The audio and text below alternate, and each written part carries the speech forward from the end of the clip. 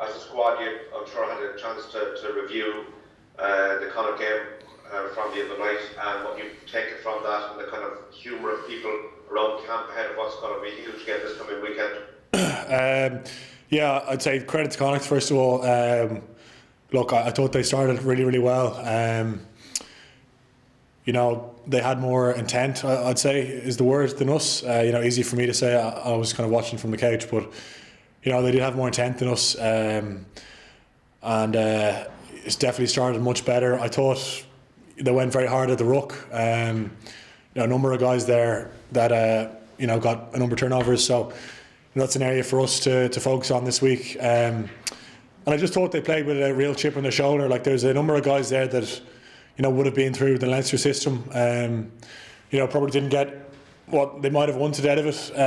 You know, guys like Tom Daly and Conor Oliver, and you know, you saw how much it meant to them. They really stepped up, in fairness. So for us, it's just making sure that we have that hunger this week. And like, similarly, we're going to come across some guys that will have that chip on the shoulder. You know, coming to the RDS and wanting to make a point. So it's a massive one for us this week, yeah. And given the fact that only the top two teams, you know, will qualify for the final in a couple of months' time, fingers crossed, this match really against Ulster this coming weekend, the only unbeaten team in it, has a look of almost like a cup final about it. To be fair, I mean, if you lose, you're in trouble points-wise and trying to catch up with them. Yeah, that's it, and that's why, you know, like, we reviewed the game today. We took the lessons from it, but we had to turn the page pretty quickly because it's such a quick turnaround. And yeah, like you said, it's a cup final, and we're very much treating it like that. And because it's such a short week, I mean, we had one session today. Our next session won't be till Wednesday, so you know, it's very important for us that we get all our bits right early in the week, because the game's going to come around very quick, and this is a massive game for them. You know, probably out of Europe now, and this is a game that they'll target. They're unbeaten in the league. They're only team left that are unbeaten.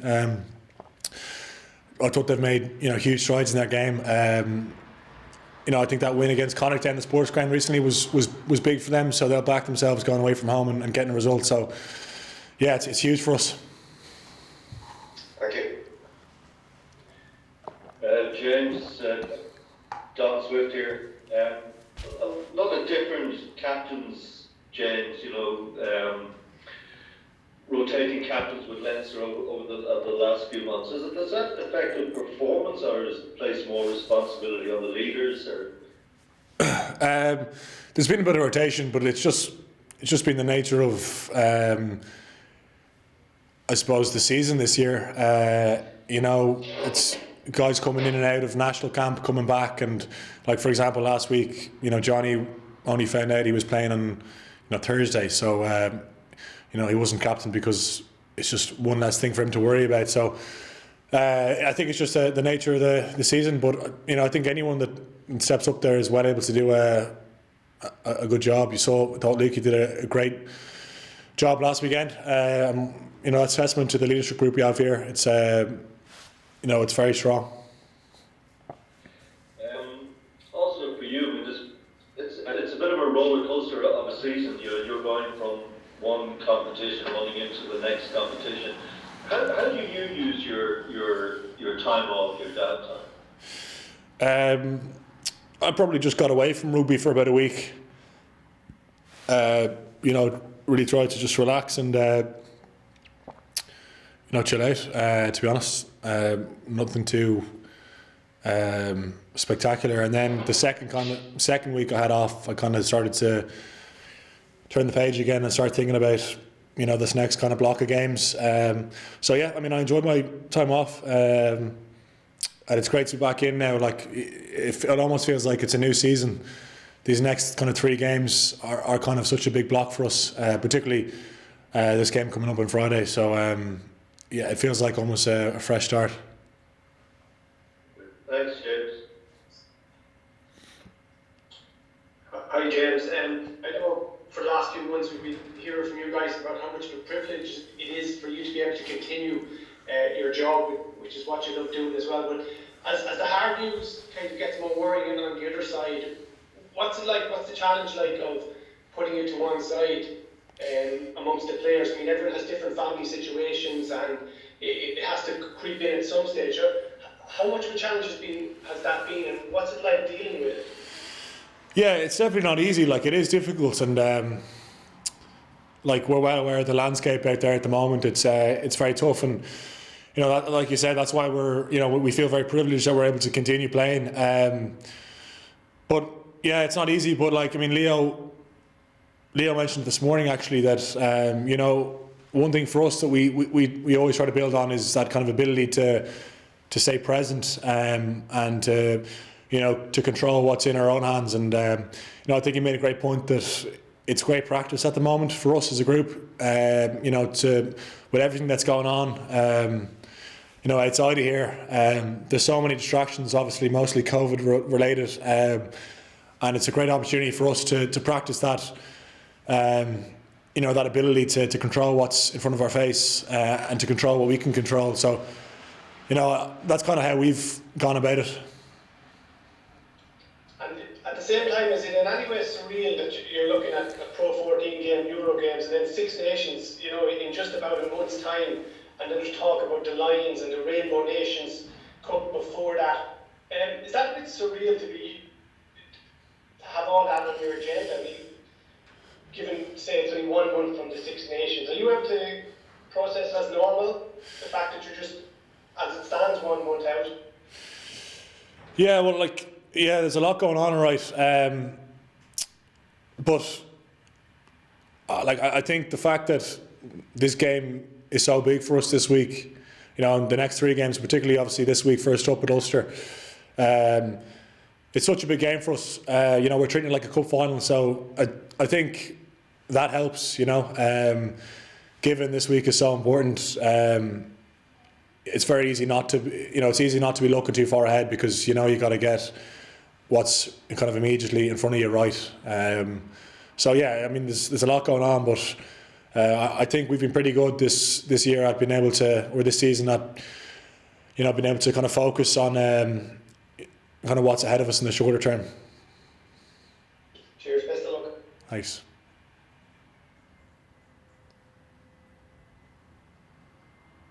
Hi, Jed. You were saying there about Connacht and excellence for players who had chips on their shoulders, maybe about you know, the way that they didn't make it at Leinster or whatever. So Ulster as well have several excellence for players. Does that add an extra bite to the game on Friday? Yeah, as I'm saying, like, I'm sure, you know, I'm sure it will. You know, there's a number of guys, and you know, and someone like Geordie obviously as well.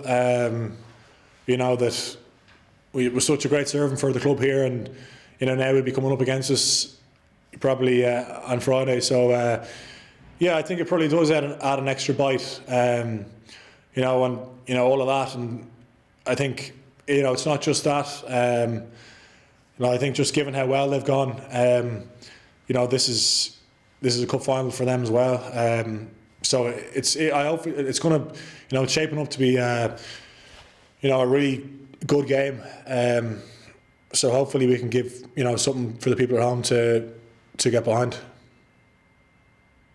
And how important are the interprovincials ahead of the European Cup? Are they a good build into it? Yeah, they are. Yeah, like, the intensity is a bit different. You know, it's because of those, you know, because of those little battles you have, and there is, and you know, the intensity is a bit different. You know, to you know, often is the case in the league. You know, those interprovincial derbies are always big games, and there's always guys that are going out there to prove a point. So it's brilliant. Hi, Felipe. But just a quick one. What's the general atmosphere around the place? These are very difficult times, very uncertain times. We don't know what's going on. But what's the general atmosphere? Have you had to make any extra steps to make sure that everyone's okay mentally as well?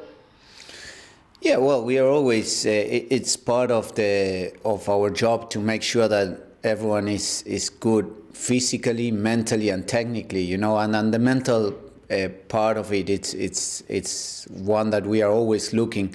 In terms of, definitely it's challenging times, not only because it's a very, how would I put it, a very congested schedule or time of games, you know, with the Interpros and then the European games in December now, after the Interpros again European games, and some of the guys came from a lengthy international like window in October and November, and they're heading into another international lengthy international window. So yeah, it's definitely something that it is, you know, challenging mentally, but at the same time, I think we are fortunate because of what we can do. We can still play and be able to play the game we love, and seeing the situation not only in Ireland but around the world, that with the cases adding up and so on. So I think we are fortunate. So we keep on trying to do the best we can and track on for, and also for the people back home watching us and you know, our supporters. How is Jordan Larmour, and how close do you think he is to playing a part on Friday night?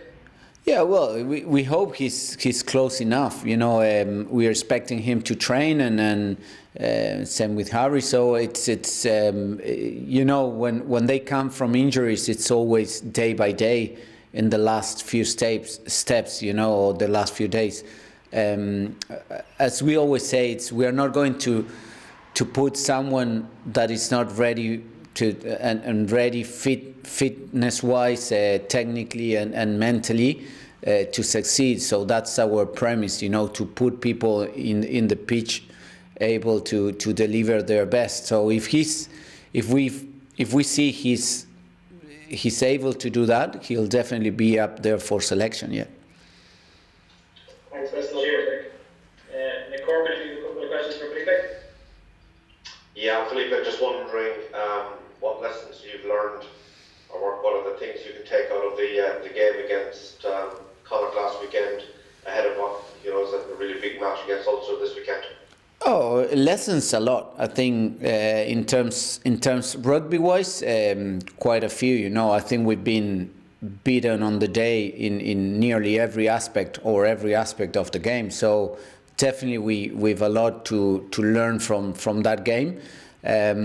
We can't stay or too much on what had happened, because we have to move on, and we have a very short turnaround to play what's probably the informed team in Pro14, and they've been unlucky with Europe, the 2 games in Europe, but they are playing brilliant rugby. So we'll definitely have to take on the lessons we've learned and take them on board and keep trying to improve and get better for the next weekend. You know, we have massive games coming, so we need to make sure that we turn the page quickly and we take on board all what we've learned. As I said, rugby-wise, loads of lessons to learn there.